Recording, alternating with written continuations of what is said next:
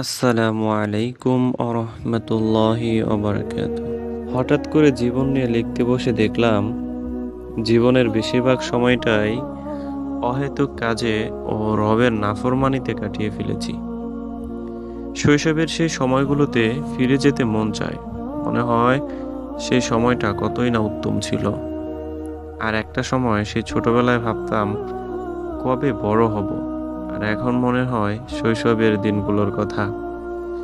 আস্তে আস্তে জীবনের বেড়ে ওঠা সময়ের সাথে তাল মিলিয়ে চলতেই থাকে জীবনযাত্রা। এই যাত্রা কি থামবার নয়? এটাও থামবে। হঠাৎ করেই থেমে যাবে। থমথমে নিথর দেহ পড়ে রবে।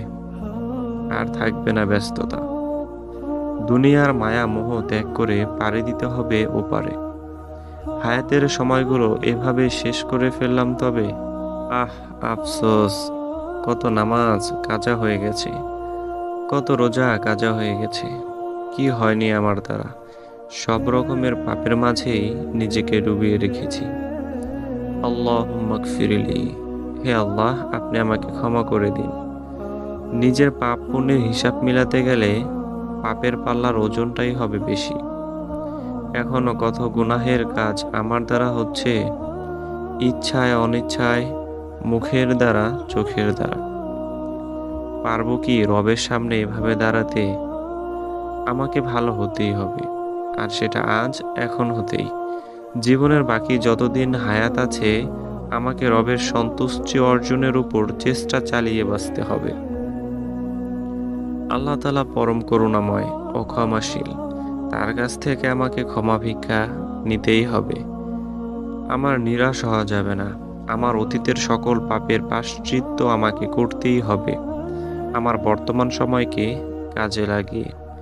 জীবন থেকে যত সময় চলে গেছে তার চাইলেও আমি ফিরে পাবো না। তাই তওবা করে আমাকে ভালো হতে হবে। অতীতের এত বেশি গুনাহ হয়ে গেছে বলে যদি মনে হয় আমার রব আমাকে কি ক্ষমা করবেন, তাহলে মনে রাখতে হবে আমার গুনাহ যত বড় হোক না কেন, আমার রবের ক্ষমা তার থেকেও বিশাল। আমি আশা রাখি আল্লাহ তাআলা আমাকে ক্ষমা করে দিবেন, কেননা তিনি গফুরুর রহিম।